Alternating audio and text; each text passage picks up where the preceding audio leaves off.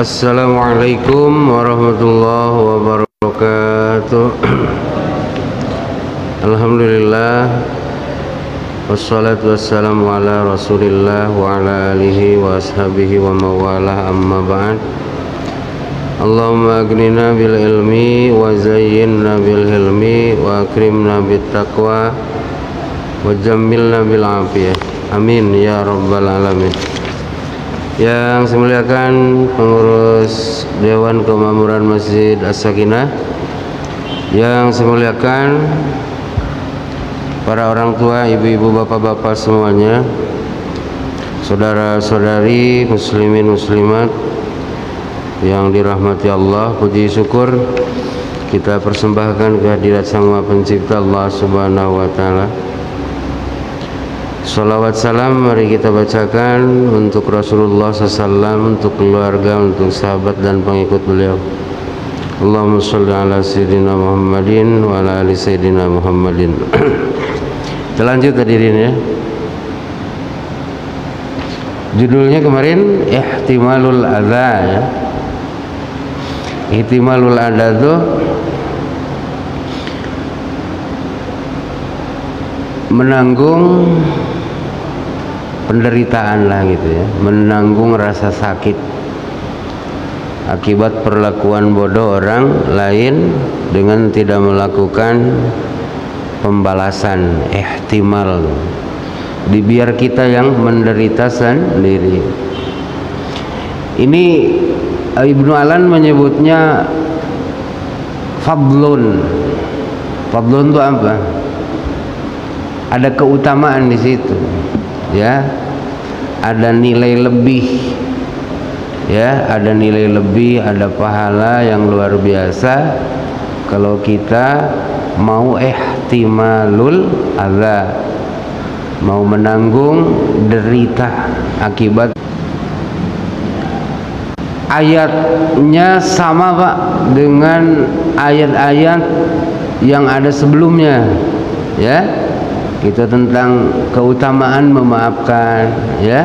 Itu udah satu ayat tuh kita baca berulang-ulang gitu ya. Nah, di situ sudah termasuk. Sekarang kita baca hadisnya ya. Hadisnya pun tak banyak. Hadis pertama dari Abu Hurairah radhiyallahu taala anhu, kata beliau, anna rajulan qala ya Rasulullah inna li qarabah asiluhum wa yaqta'uni wa ahsinu ilaihim wa yusi'una ilayya. Rasul, wahai utusan Allah, saya ini punya kerabat ya, punya kerabat, cuman tabiatnya tuh agak lain gitu. Gimana? Asiluhum wa yaqta'uni, saya sambungin mereka mutusin. Gitu. Kita kasih senyum, dia masam gitu. Wa uhsinu ilaihim wa yusi'una ilayya, saya baik dengan mereka, mereka buruk dengan saya. Itu. Awas Pak, jadi kita ini jadi korban ya, jadi korban dari orang lain. Awas, ingat-ingat ya judul. Asiluhum wa yaqta'uni, kerabat saya nih saya silaturahim, mereka malah mutusin saya. Uhsinu ilaihim wa yusi'una ilayya, saya baik dengan mereka, mereka malah terbalik, buruk dengan saya perbuatannya. Wahlumu anhum wa yajhaluna alayya, saya hilim dengan mereka. Hilim itu tadi ya, tidak membalas keburukannya meskipun kita mampu mengembalikan keburukan itu. Mereka sebaliknya malah berbuat bodoh dengan saya ya. Faqal, maka Rasul menjawab, lain kunta kama kulta faka'annama tusibbuhumul malla. wala yazalu ma'aka minallahi ta'ala zahirun alaihim ma dumta ala dzalik.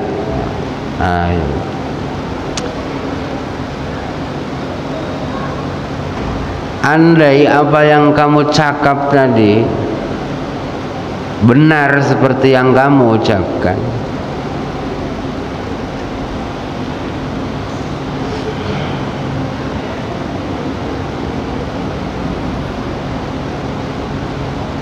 maka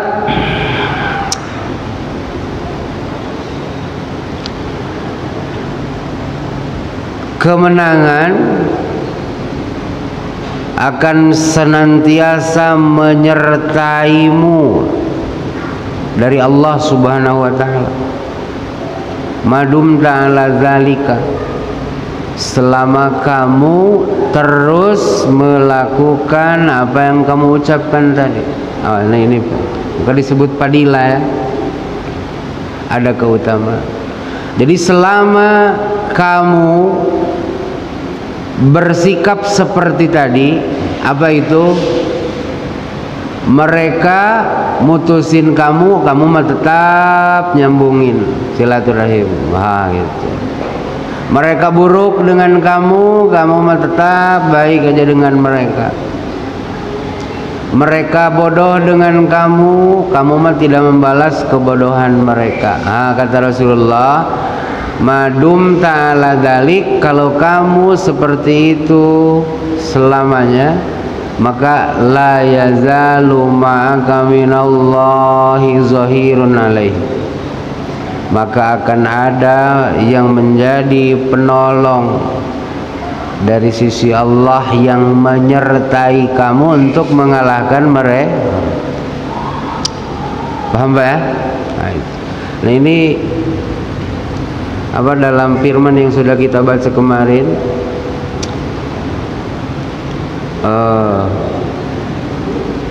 fabima rahmatim minallahi lintalahum walau kunta fadhan ghalidhal qalbi lang fadhu min haulik. Ya, yang kemarin itu. Karena Rasul senantiasa itu memperlihatkan kelemah lembutan, maka mereka menjadi kalah. Yang kasar-kasar itu menjadi kalah, tunduk kepada Rasul yang lembut terus.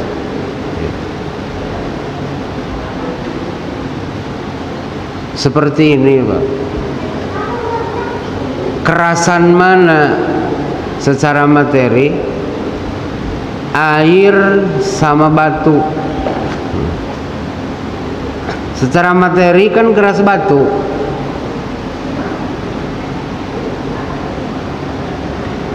kalau air itu terus saja menyentuh si batu dengan penuh kelembutan, apa yang terjadi? Air yang tak jatuh lagi atau batu yang berlobang? Kalah kan? Oh, itu Ustaz.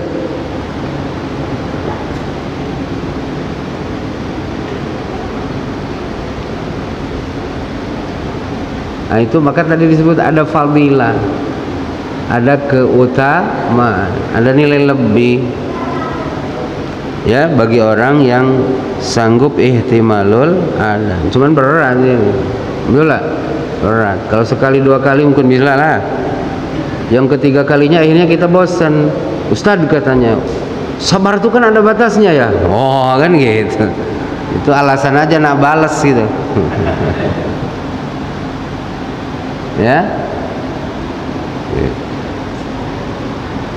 bahkan ada yang bilang menyombongi orang sombong tuh katanya itu ibadah. Saya iya sih. Sombong mah ala kulli hal tetap buruk lah. Benar.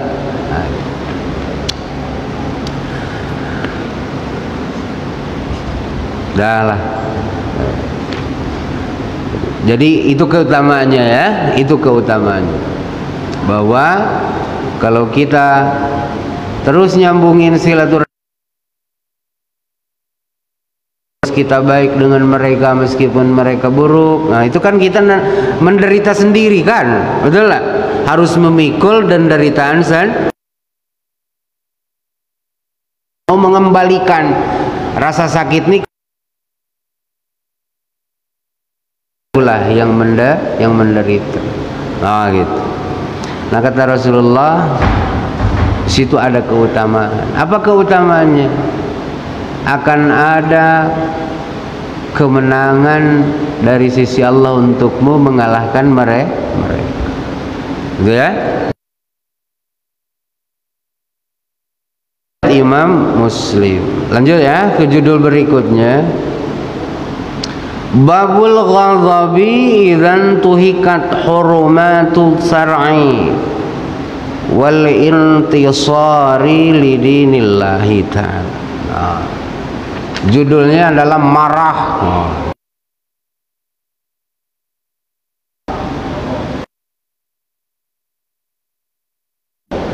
Ada yang baik, ada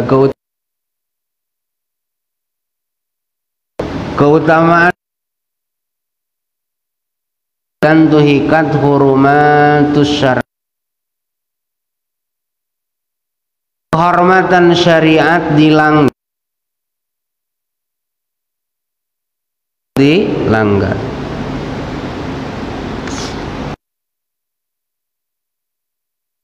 Kehormatan syariat itu apa? Ya apa-apa yang diharamkan Allah, apa-apa yang diharamkan Rasul, nah itu hurumatus syar'i namanya. Nah, apa-apa yang Allah haramin dilanggar, apa-apa yang Rasul haramin dilanggar. Marah kita, merasa tak senang, ya. Senang.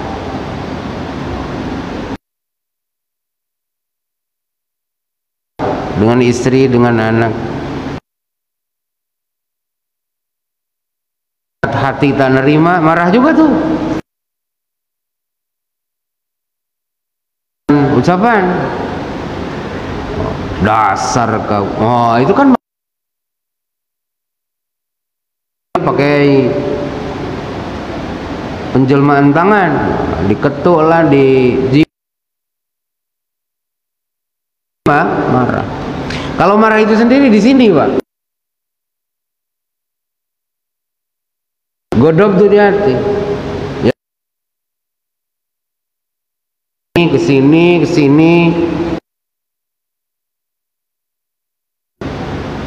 Nah apabila akan dilanggar, betul? Dilanggar oleh istri, dilanggar anak, dilanggar manusia yang lain, marah gitu, ya, tak senang. Nah, mantep tuh marah macam itu, ya, betul lah, marahnya terkontrol. Jangan pula orang mabuk kita bunuh, wah itu marah yang gila namanya, itu seimbang. Pelasah sama kita, oh melasah orang itu lebih gede dosanya dari mabuk. Salah juga. Jadi mabuk, marahnya harus terkontrol. Marahnya pakai aturan.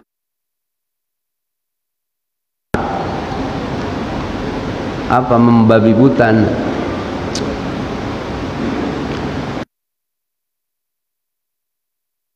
Adalah wal intisar lidinillah, ya.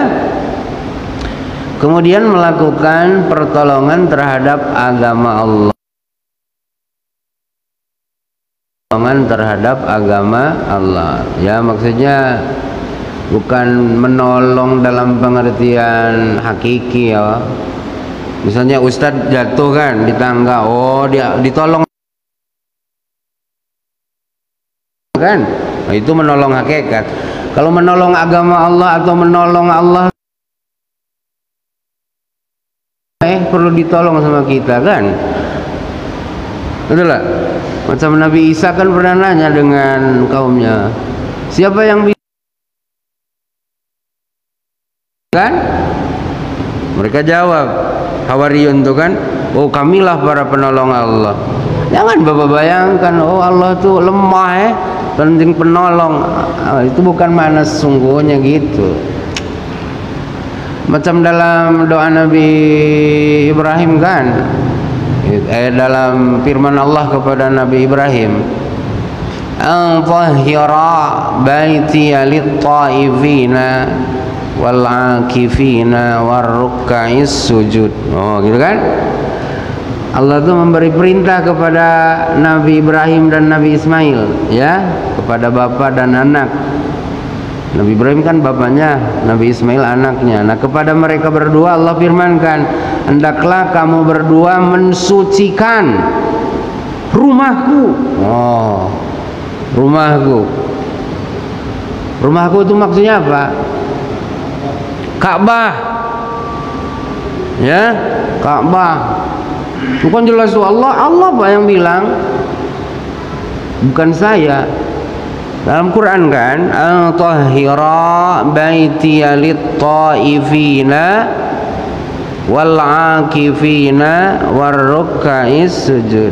Kamu hendaknya mensucikan ini rumahku untuk orang-orang yang tawaf, orang-orang yang i'tikaf, orang-orang yang ruku, orang-orang yang sujud.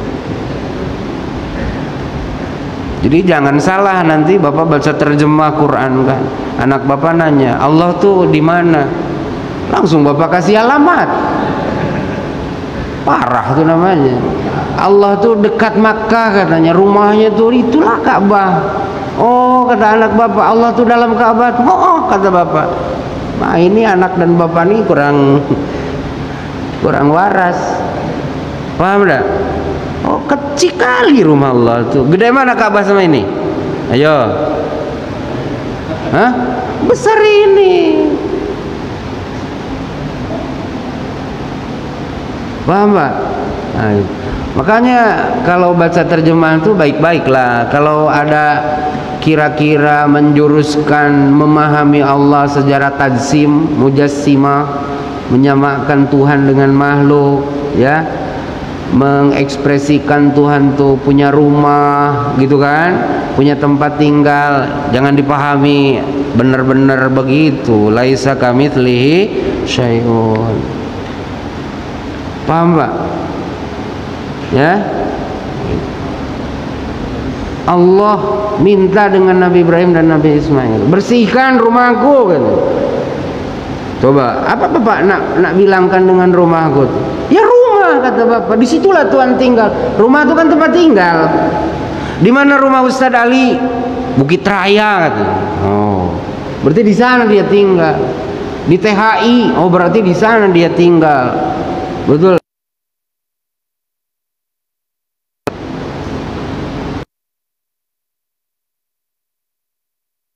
Betul. Di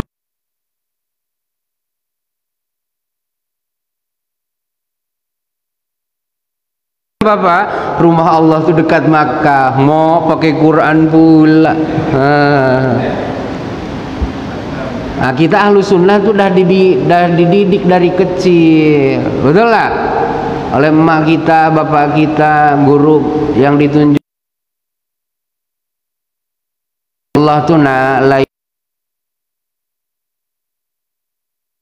sama dengan tak ada makhluk yang menyamai Allah. Gitu dong. Paham ya?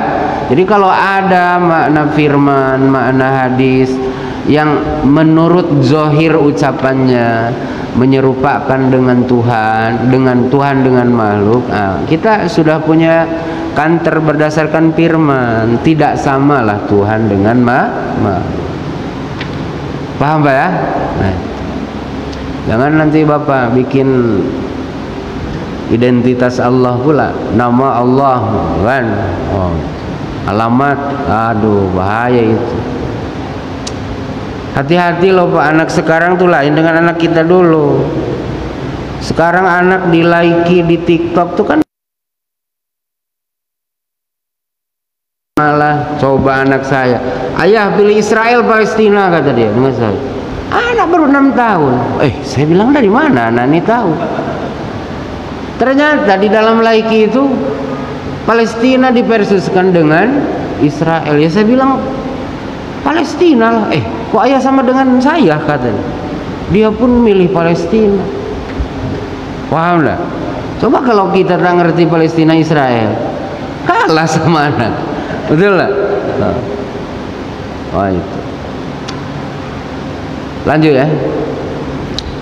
Jadi ada keutamaan kalau kita marah. Catatannya, kemarahan ini penyebabnya adalah bila apa-apa yang diharamkan Allah, apa-apa yang diharamkan Rasulullah dilanggar.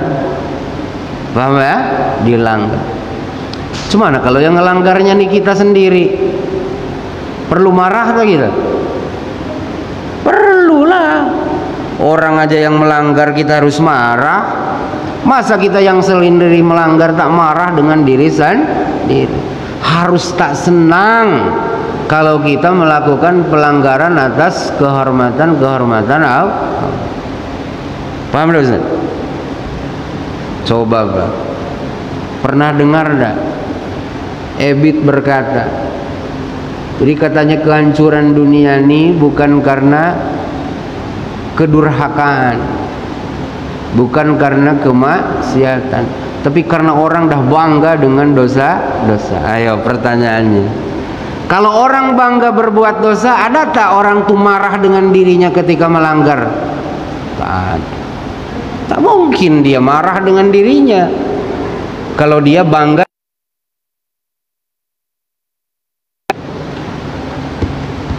Maka kalau kita maksiat tuh kita harus tarik. Boleh. Jangan pula dahlah salah, dah melanggar, membela pula. Betul tak? Mana dosanya dua, dah jelas-jelas ngelanggar hurumatillah, yang kedua bangga dengan pelanggaran tersebut. Makanya jangan buat status ketika kita berbuat salah. Tengok jagoan katanya, oh parang diginiin bercucuran darah, itu bukan ada penyesalan. Paham apa? Itu sudah jadi maka dosanya dua. Dosa pertama, apa yang Tuhan haramkan dilanggar. Yang kedua, dia bangga dengan pelanggarannya. Harusnya dia kan marah, betul lah, dengan pelanggaran di diri. Dia harus memaki dirinya sendiri. Nah itu. Ya, jadi jangan buat besar dosa itu dengan kebanggaan. Apa tuh? Jangan nanya yang lain ya. Ini nanyanya poligami pula nanti. Apa tuh Tad? Siap.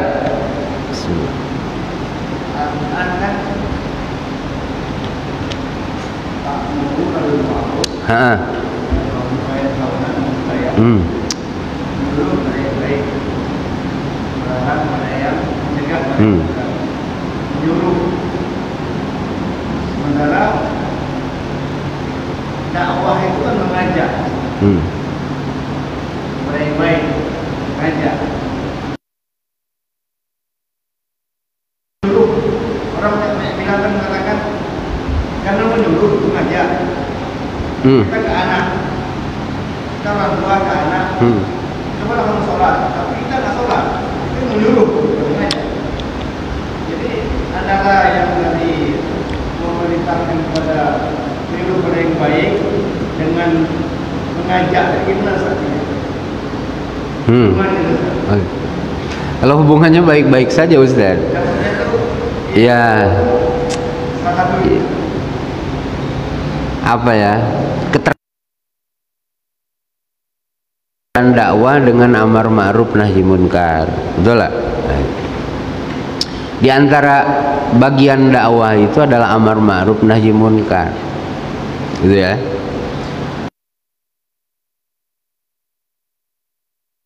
Ngajak itu bisa setakat memberitahu titik. Betul lah.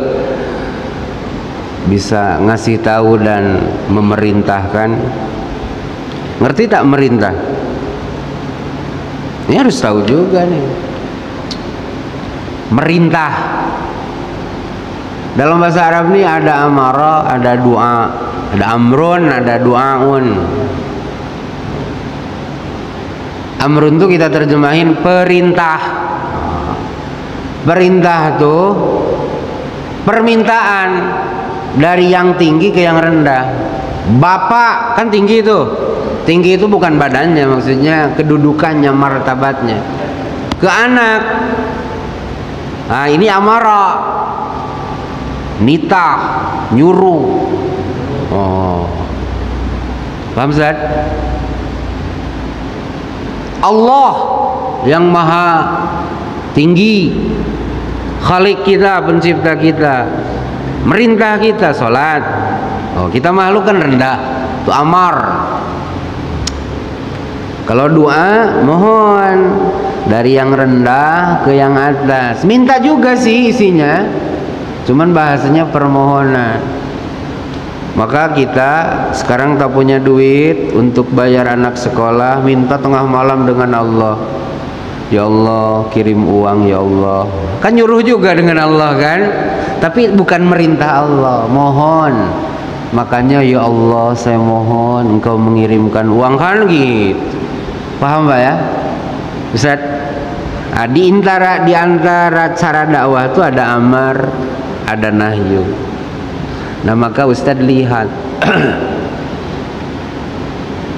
dalam pembahasan amar ma'ruf nahi munkar, Imam Ghazali membahasakannya hasbah ya. Kan di Aceh pun ada kan hisbah kan. Satpol PP itu kan bahasanya hisbah di sana tuh. Betul lah. Nah. Kenapa? Karena yang punya aturan kan pemerintah istimewa Aceh kan. Nah. Maka ada perintah dengan rakyatnya, jangan ngelakuin anu gitu kan. Oh kan. Paham enggak? Jadi dakwah tuh ngajak tuh tak datar aja, ada yang sifatnya maksa. Paham? Itu. Ada yang sifatnya mengharuskan. Itu bagian dari dakwah juga. Paham nggak Ustaz? Nah, kayak saya nih kan, ini dakwah juga, betul nggak? Dakwah juga, dakwah. Kan tak mewajibkan, hei jamaah salat maghrib jangan balik, dengarkan saya dulu. Kan saya tak bilang begitu. Ngajak yang mau duduk, yang tidak ya baliklah, betul nggak? Nah, yang mau duduk, nah, disampaikan apa yang saya tahu, nah itu dakwah. Nah, kalau ibu wali kota buat aturan misalnya kan, isinya yang ngambil bagian-bagian syariat agama, mewajibkan umat Islam untuk begini di Tanjung Pinang, nah, itu namanya amar ma'ruf nahi munkar. Dia boleh kasih sanksi kalau dilanggar itu.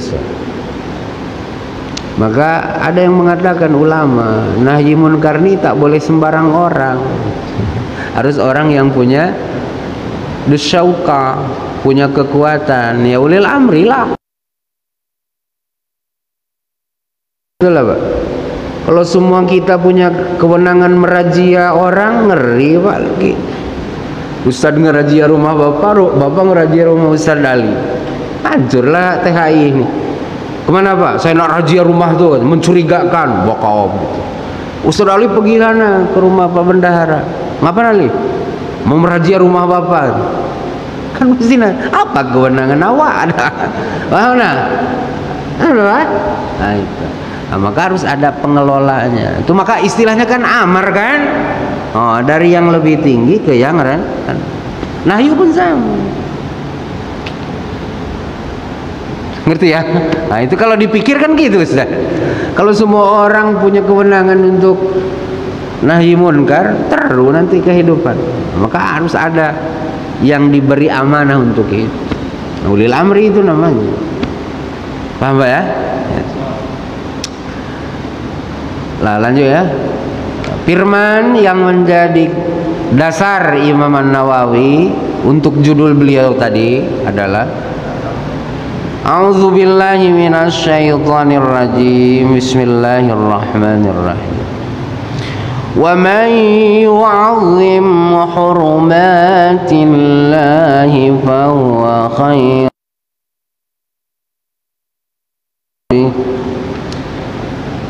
Wa may yu'azzim hurumatillah, dan barang siapa orang memuliakan hurumatillah, kehormatan Allah. Artinya kehormatan Allah itu tak dilabrak. Awas, kehormatan itu apa? Apa yang Tuhan larang, itu kehormatan. Ya. Ustadz punya pintu kan rumah, Ustadz tutup pintu itu maknanya apa? Itu secara tidak langsung Ustadz bilang jangan masuk, langsung ketuk dulu dong. Kenapa? Karena di dalam itu ada kehormatan, ada kita, ada istri, ada anak, betul lah. Maka jangan selonong boy kita. Ya, kenapa? Kalau rumah ditutup tuh kan berarti terjaga kehormatannya. Ya, Allah tuh punya kehormatan. Apa-apa yang Allah haramkan itu kehormatan Allah. Jangan dilabrak. Gitu. Jangan dilanggar. Siapa orang yang mengagungkan kehormatan Allah, fahuwa khairun lahu inda rabbih, maka ya orang tersebut adalah yang lebih baik di sisi Tuhannya. Gitu. Lihat tafsirnya ya atas ayat ini. Kata Ibnu Alan, wa min ta'zimiha 'azamu kharqi hijabiha wa tarkin tihaqiha wal wa'di an harimiha hadaral wuqufi jamiha. Di antara cara mengagungkan kehormatan Allah itu tidak membolongi hijabnya. Gitu. Tidak membolongi hijab. Biasanya yang terhormat itu kan ditutupi, Pak. Betul lah, ditutupi. Coba Bapak bawa emas 1 kilo, Bapak gini-gini dah? Enggak lah, pasti dikantongi kan. Biar tak nampak. Coba kalau bakso mah pakai ini aja kan, pakai plastik transparan kan, betul lah. Jangan bolongi hijabnya, jangan dirobek hijabnya. Kenapa? Di dalamnya ada kehormatan. Paham lah ya? Nah itulah logikanya. Ada yang pernah nonton film apa tuh, pangeran apa dari Turki dulu tuh kan? Kalau permaisurinya tuh kan senantiasa ada dalam kulambo kan? Nah, itu dijaga. Pintu ke kamarnya pun berlapis kan? Gitu.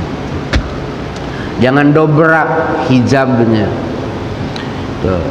Kemudian gambaran kedua, mengagungkan kehormatan Allah itu tidak menobrak, tidak melanggar apa yang Allah haramkan. Kemudian menjauhi, ya, menjauhi. Gitu. Seperti Allah ngelarang kita zina. Jadi tidak intihak tuh ya tidak zina. Kemudian wal bu'di an harimiha, ngejauhi apa-apa yang bisa mendorong kita kepada zina.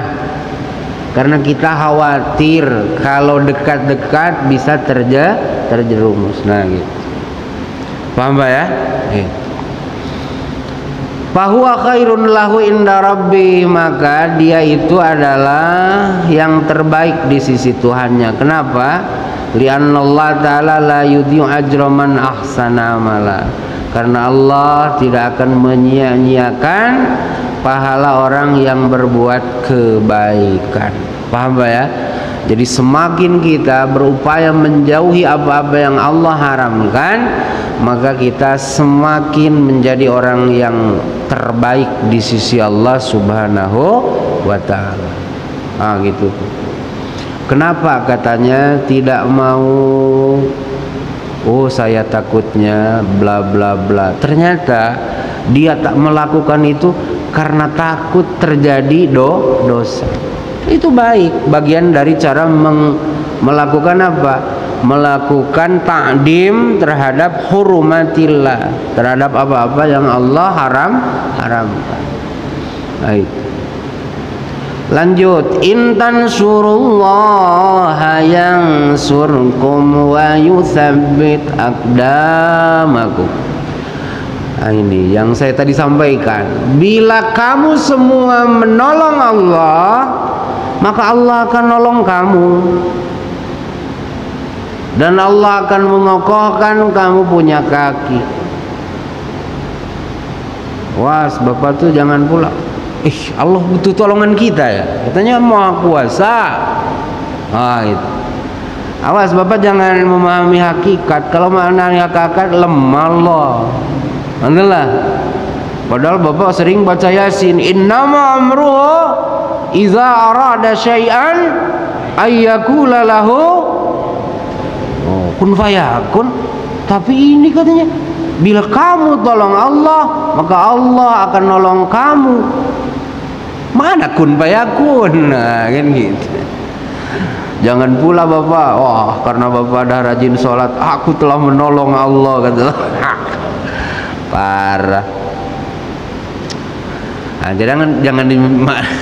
jangan dimana hakikat gitu. Nah, jadi kafir kita dibuat. Dilemahkan Allah. Tolonglah wahai, katanya, aku tak bisa balik. Apa yang bisa ku tolong? Kirim duit. Coba, lemah kan? Tak bisa balik gara-gara tak ada duit sampai minta tolong temannya. Kan gitu mana tolong lu? Betul lah. Oh berarti Allah tak bisa buat minta tolong dengan orang THE. Betul lah. Salatlah kalian, berarti kalian menolong aku. Padahal Allah dah sampai dalam firman, dalam hadis qudsi kan, bila seluruh penduduk bumi salat ibadah takkan menambah sedikit pun keagungan Allah. Sebagaimana bila penduduk bumi ini semuanya mendurhakai Allah, tak akan mengurangi ketinggian. Kan tak butuh apa-apa. Maknanya menolong di sini bukan arti menolong dalam bahasa kita hari-hari. Paham Pak ya? Kayak di firman yang lain kan pernah saya sampaikan di sini. Man dzalladzi yuqridullaha qardan hasana. Siapa di antara kamu yang bisa pinjamkan dengan aku? Dengan kata Allah. Ada tak di antara kalian yang bisa minjemin saya dengan pinjaman yang baik? Nanti ku balikin berlipat ganda, kata Allah. Masa Allah butuh pinjaman? Tapi Quran kan bahasakan begitu. Betul lah. Bapak jangan artikan lemah juga, katanya Allah. Kadang tak ada duit Allah tuh katanya. Mana buktinya? Itu firman Allah katanya. Allah minta dengan kita pinjaman. Awas, itu jangan dimahami hakikat. Firman tuh Pak. Betul lah. Apa hikmahnya? Dari bahasa Quran itu. Hikmahnya tuh bukan untuk Allah, untuk kita Ustaz. Manusia ini kan matre Pak. Kita nih matre Ustaz. Hitung berhitung kita. Jadi biar logika manusia itu masuk, tertarik untuk mengikuti apa yang Tuhan minta, Allah pakai bahasa kita. Ada jual beli kan? Dalam Quran kan ada. Oh kalau kita jual beli, apa yang akan kita bayangkan? Oh aku untung. Kalau kita sebagai pembeli, oh aku dapat barang, kan gitu. Ada juga lagi bahasa yang kita pakai dalam kehidupan itu apa? Hutang menghutang, pinjam meminjam. Oh kalau aku pinjamkan ini, nanti balikinnya, oh ini gede nih. Maka itu Allah janjikan Ustaz, kalau Ustaz bisa pinjemin dengan Allah, Allah akan balikin berlipat ganda. Kan termotivasi kita untuk memberi pinjam. Paham tak? Jadi untuk memberi paham aja dengan manusia, betul tak? Untuk memancing agar manusia bisa mengerti. Kenapa? Karena interaksi dia dengan Tuhannya itu dipersonifikasikan seperti interaksi makhluk dengan makhluk, gitu kan? Paham Pak ya? Bukan berarti Allah butuh pinjaman kita, betul lah? Bukan berarti Allah betul-betul jadi pembeli, kita penjual, betul lah? Bukan. Nah, untuk supaya paham, Allah tuh tahu kita nih tukang berhitung, betul lah? Aku 30 hari lah kok, kenapa bayar cuma 25? Bukan? Apa untungnya katanya saya sholat? Allah bilang ada surga yang kusiapkan. Oh gitu ya, mau semangat. Kenapa? Ya karena hari-hari gitu. Pergi jauh-jauh kita ke Natuna. Kenapa? Karena akhir bulan dipastikan masuk ke rekening kita 12 digit. Betul lah. Coba kalau itu tak ada, boro-boro mau Pak? Mau Pak? Itu Ustaz. Ya? Tapi tetap Allah tidak mencari keuntungan karena Allah tak punya kepentingan. Gitu. Ya? Oke? Paham? Bukan. Apa itu? Bahasa itu kan bisa dengan kritik, tak boleh kita menentukan. Hikmah daripada bahasa pinjam itu. Kalau ibadah kan jelas. Masalah kamu besar, kan? Oh gitu Ustaz. Iya itu tadi. Apa pakai tadi ya macam bilang kalau menurut Allah gitu kan. Nah kalau secara hakikat kan tadi saya bilang kalau rumah kan kita boleh. Karena meminjam itu. Kenapa diistilahkan minjam ya? Itu tadi Ustaz untuk membahasakan itu agar manusia itu familiar dengan bahasa itu. Artinya apa? Apa yang dia korbankan untuk dan atas nama Allah itu tak sia-sia. Akan seperti bisnis kamu, gitu loh. Kamu bawa barang ke pasar, nanti balik kamu bawa duit. Nah, kalau kamu sholat nanti kamu ditunggu surga, gitu loh. Kalau kamu mau korbankan waktu, itu artinya kamu sedang menghutangkan itu denganku. Nanti ku balas, ku banti. Itu agar manusia itu terbayang gitu apa keuntungan yang akan dia dapat kalau mau mengakui tunduk kepada perintah Allah. Kenapa? Karena Allah membahasakannya kamu sedang menjual itu denganku, kamu sedang meminjamkan itu kepadaku, nanti ku kembalikan berlipat ganda. Gitu Ustaz. Nah kayak Ustaz sekarang ini kan duduk nih, pegel kan, pegel, apalagi tukang puasa dia kan, lapar, betul lah. Iya. Ya, karena kita nih manusia ini tukang berhitung, Pak, tukang berhitung, tukang dengan Allah aja berhitung. Makanya ada apa Ustadz katanya fadilahnya sholat duha katanya. Oh saya bilang fadilahnya itu kalau kamu mau sholat duha kamu nanti rezekinya lancar. Semangat dia. Paham tak? Karena Allah tak? Karena Allah lah itu. Karena Allah dan Rasul yang ngasih tahu. Paham ya? Untuk kelas kita itu karena Allah tuh. Nah, kalau untuk kelas wali dah itu dah level kecil. Paham ya? Untuk kelas-kelas kita ngapa mas sholat duha? Allah janjikan lancar rezekiku. Udah sholat aja itu jadi itu. Ada pahalanya insya Allah lah. Paham ya? Untuk kelas-kelas kita kan kelas teri aja gitu, bukan kelas wali gitu. Paham ya? Nah gitu. Kalau kamu mau menolong Allah, maka Allah akan nolong kamu. Ya, nolong kamu untuk ngalahin musuh-musuhmu. Ya, musuh kita nih setan, Pak. Ya, musuh terpaling nyata kita adalah setan. Bagaimana menolong Allah tuh? Fidini, menolong agama Allah. Menolong agama Allah itu apa? Menjelmakan perintah-perintah Allah Subhanahu wa taala, menjauhi larangan-larangan Allah. Kan dinullah tuh gitu. Isi agama Allah itu adalah perintah dan larangan. Kamu harus tauhid, jangan musyrik. Jelmakan tauhid, jauhi musyrik. Kamu harus sholat, jangan tidak sholat. Nah itu dinullah. Kamu harus zakat, jangan tidak zakat. Kamu jauhi zina, tunaikan nikah. Nah kan gitu. Paham? Berkatalah lemah lembut, jangan kasar. Hargailah orang, jangan hina orang. Nah itu kan dinullah itu. Tegakkan itu. Nah itu maknanya kamu sedang menolong Allah. Paham ya? Oh, kita menegakkan syariat Allah, ya, bertutur kata sesuai tuntunan Allah dan Rasul, betul? Bertingkah laku sesuai tuntunan Allah dan Rasul, itu sedang menolong Allah. Maknanya menolong agama. Kalau nolong Allah dimaknai hakikat, teruk tuh Pak. Allah tuh tak butuh apa-apa dari kita. Kita yang butuh kepada Allah. Antumul fuqara'u ilallah. Kalianlah yang butuh Allah. Allahu ghaniyun 'anil alamin. Allah tuh tak butuh apa-apa dari alam semesta. Masa masih butuh pertolongan? Ya, nah itu. Jadi itu ingat-ingat ya, ingat-ingat. Jangan Bapak bilang, kasihan Allah tak kita tolong. Jangan dimaknai kasihan sesungguhnya itu, kasihan hakikat kita. Kasihan Allah tak kamu tolong. Kasihannya kayak bilang kasihan sama anak kecil nengok kucing ngejebor gitu. Ayah tolong kucing, kasihan gitu.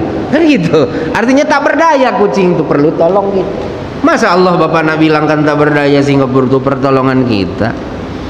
Paham ya? Nah itu. Awaslah, harus cerdas lah Pak. Ya. Lanjut. Hadis pertama dari Abu Mas'ud Uqbah bin Amr al-Badri radhiyallahu anhu kata beliau, ada datang seorang lelaki kepada Rasulullah sallallahu alaihi wasallam. Dia bilang begini, "Inilah ataakharu min salati subhi min ajali fulanin mimma yutilu bina." Fama ra'aitun Nabi sallallahu alaihi wasallam ghadiba fi mau'idatin qad ashadda mimma ghadiba yauma'id. Faqal, "Ya ayuhan nas." Ini karena bahasanya kan ini kemarahan Rasul kan. Oh ya gitulah, mungkin kalau marah tak mungkin. Ya ayuhan nas, nah, tak mungkin. Ya ayuhan nas, inna minkum munaffarin fa ayyukum amman nas falyakhir. Fa inna min waraihil kabir was-sagir wa dzal hajah. Rawahul Bukhari wal Muslim. Oh itu.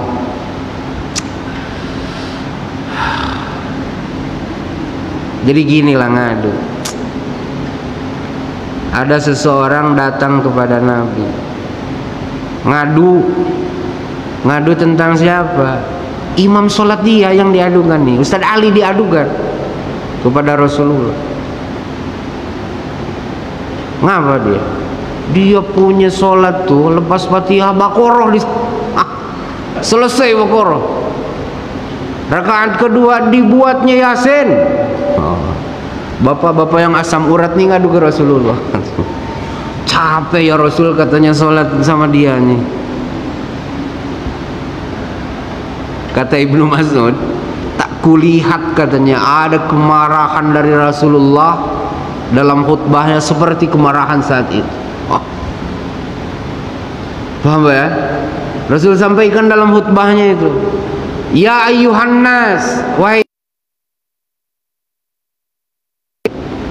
inna minkum munaffarin, sesungguhnya di antara kalian tuh ada orang yang membuat orang lari dari agama Allah.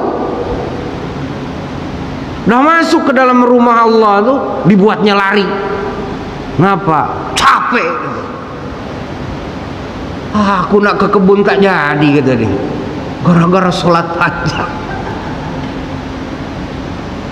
Tukang jualan tak jadi jualan tuh. Kenapa? Adonannya masem. Kenapa? Sholat subuhnya kepanjangan kata dia. Paham? Itu munafar namanya. Membuat orang lari dari menyenangi agama. Fa ayyukum amman nas, maka siapa saja di antara kamu memimpin salat untuk orang, fal yuakhir, bikin apa? Bikin senang. Ya, bikin senang. Ngapa? Fa inna min waraihi al-kabir was-sagir wa dzal haja. Karena di belakang sang imam tuh ada orang yang sudah tua, yang tulang-tulangnya tuh dah tak bisa lagi, sekali bangun tuh krek katanya kan. Ada yang sudah begitu, sekali bangun dari ruku ke atas tuh krek katanya, lutut dia tuh. Itu al-kabir namanya. Ada lagi as-sagir, budak kecil. Budak kecil tuh Pak, kalau dibuat lama sholat bisingnya lama. Betul lah, bisingnya lah. Makanya itu Pak, waktu kecil kenapa ya saya kalau ada 2 surau tuh Ditanya, mana yang lebih cepat katanya. Sama enggak? Sama ya. Tapi keterlaluan juga lah. Kalau sholat 20 rakaat dibuat 10 menit kan parah juga dulu. Ngeri dulu tuh Pak. Seumur-umur Bapak nih guyon loh lagi tarawih. Amin. Kalau nabang gitu, oh gini. Allah. Mirip-mirip dulu ya. Gitu. Wazal haja, dan ada orang yang punya kebutuhan. Nah itu Ustaz. Jadi Ustaz tengok belakang. Kalau ada orang tak kenal, oh mungkin itu lagi ngantar-hantaran. Jangan dibuat lama. Gitu. Tapi kalau Ustaz dah cukup singkat itu, ya. Qul ya ayyuhal kafirun, qul huwallahu ahad. Tapi ada juga loh Pak, imam dapat surat kaleng. Surat kaleng imam tuh. Apa surat kalengnya? Masa katanya surat itu pendek semua katanya. Panjanglah sedikit katanya. Ada juga yang begitu. Ada imam curhat dengan saya. Gitu. Masa sana hanya al-hakumut aja gitu. Tapi tak ada alamat pengirim. Itu namanya surat kaleng. Oh berarti dia mau al-waqiah saya bilang. Awak bacalah al-waqiah saya bilang. Oke lah, mohon maaf ya. Belum disambungin nih ke judulnya. Belum disambungin ke judul. Ceritanya gitu dulu. Nanti insya Allah ya pekan depan apa nyambungnya itu dengan judul. Demikian, semoga Allah mengampuni kekurangan kita. Subhanakallahumma bihamdik, asyhadu an la ilaha illa anta astaghfiruka wa atubu ilaik. Assalamualaikum warahmatullahi wabarakatuh.